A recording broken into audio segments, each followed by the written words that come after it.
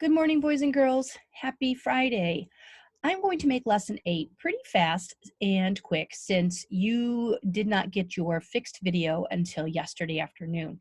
So I want to give you time to finish the assignments from chapter 7, not chapter 7, but chapter 3, lesson 7, assignment 7 and 7A. So for lesson 8, we're going to have an assignment that really is just to get you thinking, and we're going to revisit it on Monday.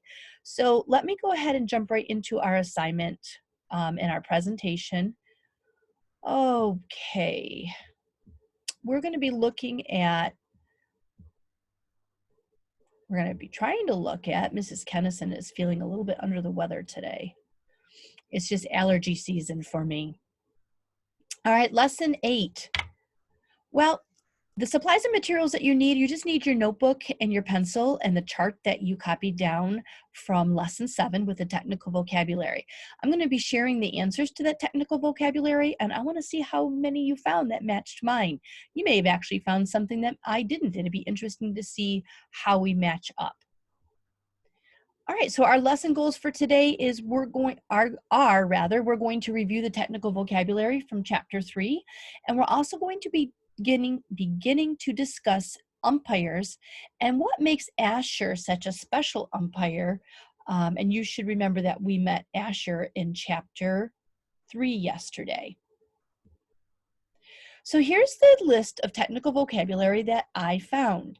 Now, when I started to complete my chart, I added a who column because when we started talking about the Crimson Bats, they were the team that they were practicing with. So I wanted to add those there. So let's just go through my list and let's compare to your list and see what you found. We might have similar answers, just off a little bit. So for example, for the positions and people, Kenneth is pitching. Well, if you're pitching, what's your name in baseball? That's right, you're the pitcher. String is catching. So what is his name? What his position is? That's right, he's the catcher. Miami is playing at first base. Do you know what they call that person? That's right, the first baseman. And then there was, because Kenneth is the pitcher, he's out on the pitcher's mound pitching to home plate. And here are some of the pitches that Asher called. Well, when he called it high inside, that was ball 1. He was able to throw a fastball, which was strike 1. And then he called a low inside ball 2. And then he had 2 more pitches that Asher also called balls. And if you remember from any of the investigating that you did with baseball terminology, if you have 4 balls, the batter walks. That means they automatically go to first base. So that's what it meant by batter walks. For time, I put that they were at their afternoon practice game. And here are some of the places. Miami is at first base. Remember, the catcher is at home plate. I actually should, they didn't mention pitcher's mound, but that's where Kenneth is. Now, I have first baseline, third baseline, and home plate all have arrows going to them. And then I have the word umps over here in the who column.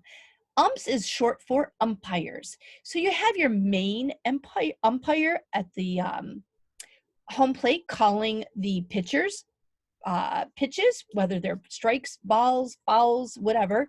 But you also have umpires that station themselves at the first baseline and the third baseline. That way they can see first base, third base, and the foul line very clearly to see and call the shots from there. And then also at one point in the game, Kenneth got frustrated with Asher, and he went and sat on the bench and kind of pouted. So I listed that as a place as well.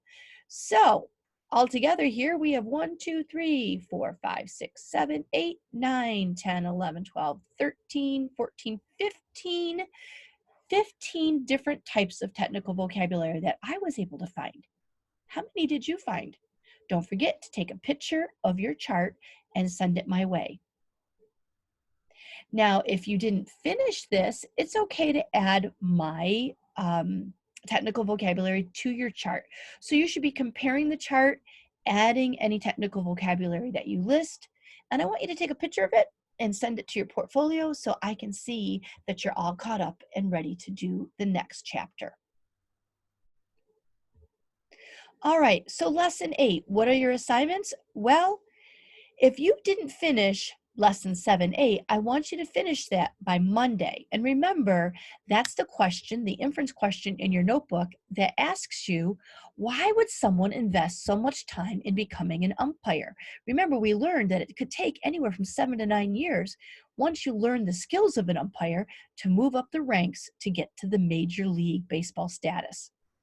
And then for lesson 8, on Monday, be ready to start talking about why or how you think Asher can be an umpire when he isn't able to see.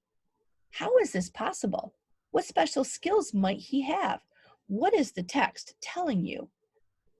Think about that. That's where we're going to be going on Monday when we talk about how somebody with a disability, such as blindness, can still have such special skills.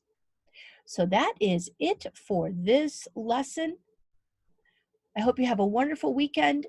Get yourself all caught up, and we'll be starting with a new chapter next week. Bye for now.